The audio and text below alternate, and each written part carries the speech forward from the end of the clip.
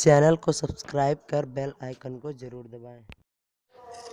Hello friends, मैं हूं संगम कुमार और आप देख रहे हैं हमारा यूट्यूब चैनल SM क्लासेस।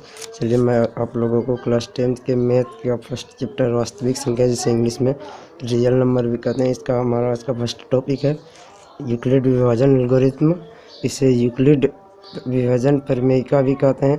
तो इसका मेन जो टॉपिक है तो भाज्य बराबर भाजक गुणे भागफल जोड़ शेषफल।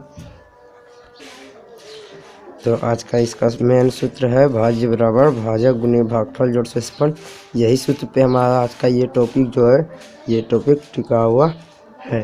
तो यही सूत्र आप लोगों को भाज्य जो है भाज्य बराबर भाजक गुणे भागफल जोड़ शेषफल, तो इस सूत्र को आप लोग याद करना। एगो इसका प्रमेय दिया था, प्रमेय जो दिया था यूक्लिड ने, तो a बराबर बी क्यू प्लस आर, जो और जीरो के बराबर आर का मान होगा।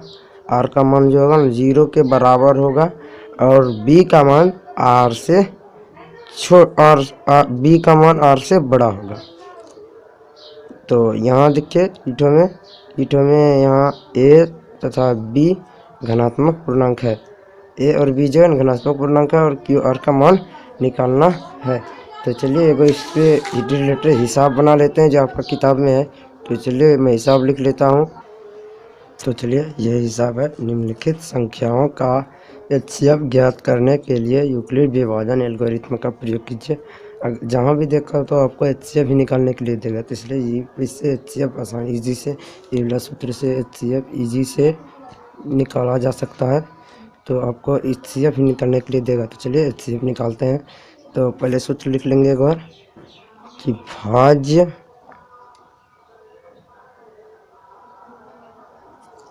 आप लोग सूत्र लिख लीजिए। देखिए ये किताब का आपका फर्स्ट क्वेश्चन है। तो भाज्य बराबर भाजक गुणे भागफल जोड़ शेषफल हम सूत्र लिख लिए हैं।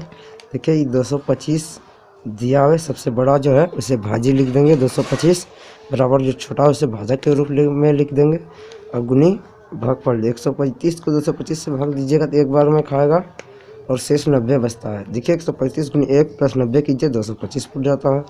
फिर इसमें पूरा तो नहीं कटा, यहाँ 0 आना चाहिए तब होगा हमारा लास्ट बार स्टेप।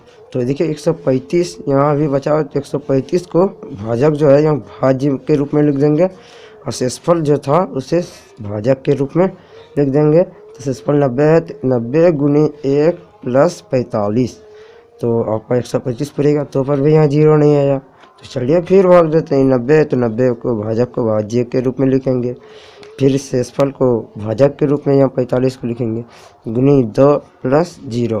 तो देखिए यहाँ 0 आ चुका है, तो 45 90, तो इसलिए HCF जो होता है ना ईटो होता है। HCF ईटो जो इस जगह रहेगा भाजक के रूप में लास्ट स्टेप में ना, वही हमारा HCF होता है। तो यहाँ 45 है, तो इसलिए हमारा HCF 45 होगा। ठीक है, लग गया। चलिए आपका किताब में दूसरा क्वेश्चन है। चलिए दूसरा क्वेश्चन है जो दिया है 867 और 225 का HCF ज्ञात करना है। तो देखिए सबसे बड़ा 867 है, तो 867 को भाज्य के रूप में लिख दिए। हम सूत्र यहाँ नहीं लिखे हैं, आप सूत्र लिखना ना भूलिएगा, लिख दीजिएगा। तो 867 भाज्य के रूप में है और 255 भाजक के रूप में है। फिर देखिए 255 से इसको भाग देना पड़ेगा, 255 गुनी 3 प्लस 102, तो 867 पूरेगा। पुराने भाग है, देखिए यहाँ 0 नहीं आया है, तो यहाँ फिर 255 से भाग दीजिए।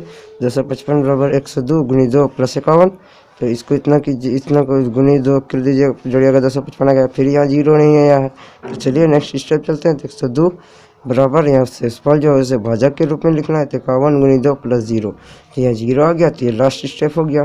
तो इसके HCF बराबर जो होता है ना ईटो होता है ना, ईटो, तो भाजक लास्ट स्टेप में जो भाजक आएगा, अगर शेषफल 0 आए तो भाजक जो है ना उसे ही HCF कहते हैं। चलिए HCF हो गया। चलिए मिलते हैं आपसे नेक्स्ट वीडियो में।